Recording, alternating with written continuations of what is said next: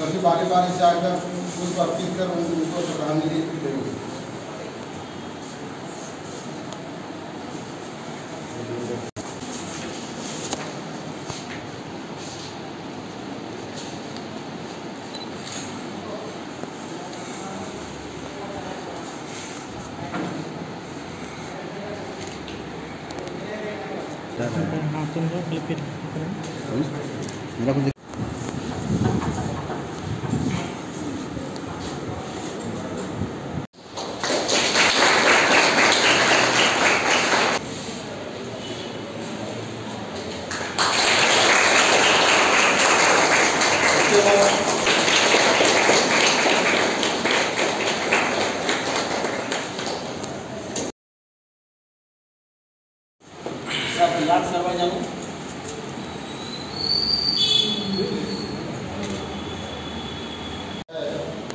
कार्य धीरे धीरे ही होगा। पहले रामदेव जो पद्मश्री रामदेव मुंडा और उनके प्रयास से फिर हमारे यहाँ उपस्थित उनके साथ रह चुके उपस्थित हमारे जो भी है और हमारे प्रधानाचार्य और हमारे जो भी प्राध्यापक लोग आ रहे, मैं डॉक्टर अशोक कुमार जी से आशा करता हूँ कि वो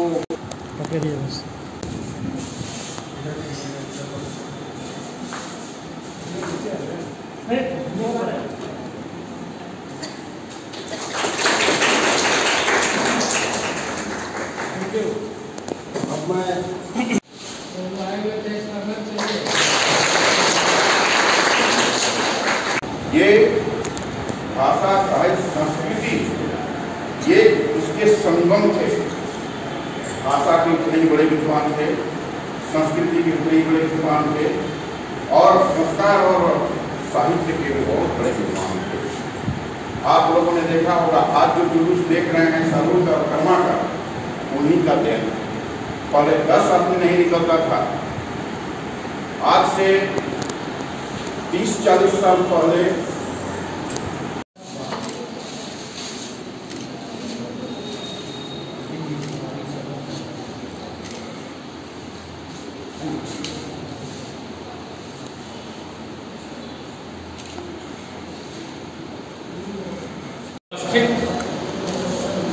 मारवाड़ी महाविद्यालय के professor incharge doctor R Sharma sir, वरिष्ठ शिक्षक doctor Vrindavan Mahato sir, controller of examination Vaidyanath sir, Sarangi sir, विभाग के शिक्षकगण, राहुल जी जो संस्कृत विभाग से आए हैं और प्यारे छात्र छात्रा, सबसे पहले तो मैं बधाई दूंगा जुगा जी। ये और इनके साथ बधाई के पात्र हैं खाकर जी। आपको ये समझने को पहले बहुत बहुत बधाई।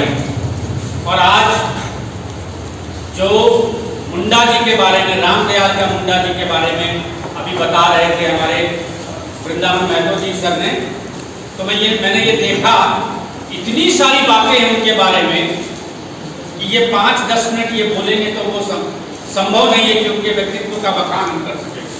इसलिए हमने आग्रह किया इनसे कि 1 घंटे, 2 घंटे, 3 घंटे का समय इनको दिया जाए लगातार। और हमारे सामने ये गुरु थे, ये आप सबों को बहुत बहुत बधाई। और रामदयाल मुंडा जी के अवसर, जन्मदिन के अवसर पर एक बार पूरा अपना सभी को साधुवाद।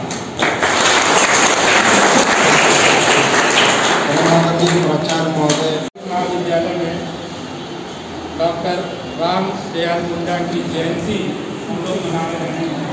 हमारे मंच पर आते हैं आज के हमारे विशिष्ट अतिथि प्राचार्य Maharaja college doctor Manoj Kumar sir वर्तमान में भी नहीं है, लेकिन उनका बहुत बहुत हम धन्यवाद करते हैं कि इस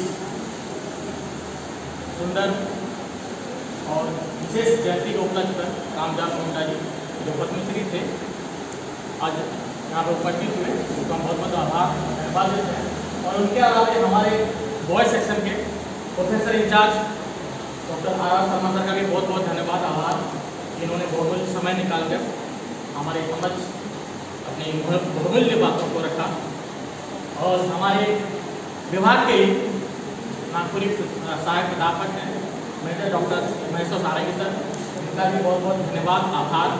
इन्होंने भी पद्मश्री डॉक्टर रामदयाल मुंडा की जयंती पर ध्यानाकर्षण कराते हुए उनके साथ बिताए हुए पलों को इन्होंने हमारे समझ रखा। और इसके बाद मैं हमारे मालवाई कॉलेज के परीक्षा नियंत्रक डॉक्टर वैद्यनाथ कुमार सर का भी बहुत विशेष आभार व्यक्त करूँगा कि ये हमेशा बहुत बिजी रहते हैं, इसके बावजूद भी इन्होंने समय निकाल कर हमारे इस प्रोग्राम में शिरकत की और इन्होंने भी बहुत सारे बांग्ला शब्दों का प्रयोग करते हुए हमें बहुत कुछ बताने का प्रयास किया। और हमारे पूर्व विभाग अध्यक्ष DSW प्रोक्टर हमारे कॉलेज के डॉक्टर विद्याओं सर का और विशेष आभार धन्यवाद ज्ञापन करते हैं कि इन्होंने तो बहुत समय उनके साथ बिताया है डॉक्टर रामदयाल जी के साथ, और इनके जहन में उनके साथ बिताए हुए बहुत सारे पल ऐसे हैं जो ये भूल ही नहीं सकते। जैसे कि प्राचार्य महोदय का भी कहना था कि इन्होंने यदि कहना शुरू कर दिया तो पूरा एक जीवनी बन जाएगा लेकिन ख़त्म नहीं होगा। सर का भी कहना था कि समुद्र में स्याही बना दिया जाए और उसे भी लिखने का कार्य किया जाए तो वो शेष नहीं हो सकता, खत्म नहीं हो सकता है। सही में ये जो रामदयाल जी के द्वारा जो कार्य किया गया था, या हमारे विभाग के लिए हो या झारखंड की कला संस्कृति के लिए हो, ये अद्वितीय था। इनके समझ या इनके समकक्ष अभी दूसरा और कोई हो ही नहीं सकता। तो उनका विशेष विशेष आभार धन्यवाद सर का भी, जो इन्होंने उनके साथ बिताए हुए पलों को हमारे समक्ष रखा और हमें अनुग्रहित किया। मैं भी छोटा सा वाकया कहना चाहूँगा कि रामदयाल जी के साथ उतना मेरा उठना बैठना नहीं हुआ था, बस एक ही बार मेरा आखड़ा में जो PG डिपार्टमेंट है मोराबादी में, TRL डिपार्टमेंट आखड़ा में, एक बार कर्मा के समय में इनसे मिला था, उसमें व्हील चेयर में ये थे, वो समय से इनसे मिला था। लेकिन इनसे जुड़ा हुआ एक वाकया है हम लोगों के साथ, जो अच्छा वाकया कहूँगा, मैं बतलाना चाहूँगा कि इनका नाम का कैसा असर था कि हम लोग इनके नाम का असर के चलते ही मैसूर में 21 दिन तक फ्री ऑफ कॉस्ट पूरा मैसूर का भ्रमण किया। बात ऐसा है कि एक बार हम लोग मैसूर गए थे यहाँ से 2015 में, वहाँ एक डिक्शनरी का काम चल रहा था जो अलग अलग भाषाओं में, विभिन्न भाषाओं में, हिंदी अंग्रेजी टू अपनी भाषा में ट्रांसलेट वाला काम चल रहा था। डिक्शनरी जब भी बनता है तो हिंदी टू इंग्लिश बनता है, तो वहाँ जो डिक्शनरी बन रहा था, मैसूर में एक भारतीय भाषा संस्थान है, ICCL करके उसका नाम है इंग्लिश में, ठीक है, हिंदी में उसको बोलते हैं भारतीय भाषा संस्थान मैसूर, ठीक है। आप लोग भी एज ए स्कॉलर आप लोग भी वहाँ जा सकते हैं। वहाँ से सर्टिफिकेट जो प्राप्त होता है वो स्टूडेंट के लिए बहुत ही लाभदायक होता है। आने वाले समय में उनसे बहुत बेनिफिट मिलेगा आप लोग को। यदि कभी मौका मिलता है इस तरह से जाने के लिए भाषा संस्थान में मैसूर में, तो आप लोग श्योर जाइए। वो भारतीय भाषा संस्थान यानी ऑल ओवर इंडिया का एक केंद्र है, ठीक है। तो वहाँ पे हम लोग गए हुए थे डिक्शनरी का काम करने के लिए। अलग अलग भाषा से कुछ जो भाषा विशेषज्ञ थे, विद्वान नहीं कहेंगे, भाषा विशेषज्ञ जो लोग थे वो अलग अलग भाषा से वहाँ पे गए हुए थे। उसी समय वहाँ पर एक दंपति रहा करती थी जिनको आप अभी बताऊंगा तो जानेंगे, रॉकी मिरिंडा और उनकी वाइफ पुष्पा बड़े। ये दोनों जो शख्सियत हैं ये रामदयाल मुंडा के बहुत ही क्लोज मित्र हुआ करते थे। रॉकी मिरिंडा इनके बहुत ही घनिष्ठ मित्र हुआ करते थे, जो अमेरिका में शिकागो में शायद इन्होंने साथ में समय बिताया था। और रॉकी मिरिंडा की वाइफ थी पुष्पा बड़े। तो उन लोगों को खबर चल गया, वहीं मैसूर में उनका घर है और वहीं उन लोग रहते हैं। उन लोगों को पता चल गया कि कोई झारखंड के कोई प्रतिनिधित्व या भाषा से संबंधित लोग आए हुए हैं मैसूर में, यहाँ पर भाषा संस्थान में, और उनके साथ हेजल आई हुई। उनको लगा उनके साथ हेजल आई हुई। हेजल कौन थी आप लोग सुन चुके हैं। हेजल क्या थी? हमारे पद्मश्री डॉक्टर रामदयाल मुंडा की पहली पत्नी थी, जो यहाँ बहुत दिनों तक रही भी थी, ठीक है। उसके बाद फिर वापस मतलब आपसी राजामंदी से वो यहाँ संबंध विच्छेद नहीं हुआ, ऐसे ही वास्तव में राजामंदी से वो चली गई। बाद में डॉक्टर रामदयाल मुंडा जी दूसरा विवाह किया डॉक्टर अमिता मुंडा जी के साथ, जिनका बेटा भी गुंजा लिखित मुंडा है, ठीक है, सभी हम लोग जानते हैं। तो उनको लगा, रॉकी मिरिंडा पुष्पा बड़े को लगा कि झारखंड से जो आए हुए हैं उनके बीच में एक हेजल नाम की एक लेडी है जो रामदयाल मुंडा की वाइफ है। तो वो आए हम लोग से मिलने के लिए पूरा आगे। तो यहाँ आने के बाद देख रहे हैं हेजल तो नहीं है, हेसल आई है। हेजल नहीं आई है, हेसल आई है। हेसल कौन है? डॉक्टर करिया मुंडा जो थे उनकी बेटी, करिया मुंडा की बेटी थी ना, जानते हैं आप लोग, खुटी वाले लोग जानते होंगे। तो उनकी बेटी फैसल खारू जो थी वो गई हम लोग के साथ मुंडा की बंसा के बन गई। तो हेजल थोड़ा सा कंफ्यूजन हुआ उनको लगा कि हेजल आई है, इसलिए वो लोग पूरा मिलने के पूरा परिवार आ गए। तो यहाँ के देखे कि नहीं यहाँ हेजल नहीं हेसल आई है। खैर कोई बात नहीं, झारखंड से आया हुआ है। दूसरा क्या है कि TRL डिपार्टमेंट से पूरा टीम उठ कर आया हुआ है, उसे जब तक यहाँ रहेगा तब तक मेरा मेहमान बन के रहेगा, वो लोग बोले। उसके बाद डेली 4 बजे हम लोग का जब वो प्रोग्राम खत्म होता था संस्थान में, तब 4 बजे अपना एक माजदा 407 करके को बस होता है, पहले झारखंड में भी चलता था 407 बस चलता था पहले। तो उसी साइज का जो माजदा है जो हम मैसूर में बस चलता है, वही साइज का बड़ा सा, ठीक है। वो माजदा बस के डेली 4 बजे वहाँ पहुँच जाते थे। हम लोग क्लास खत्म हुआ, चलो बैठो यहाँ, पूरा हम मैसूर धाम घुमाएंगे अपने खर्चे पे। कितना दिन तक रहे, 21 दिन का हम लोग का टूर था। 21 दिन पूरा अपने खर्चे पे मैसूर।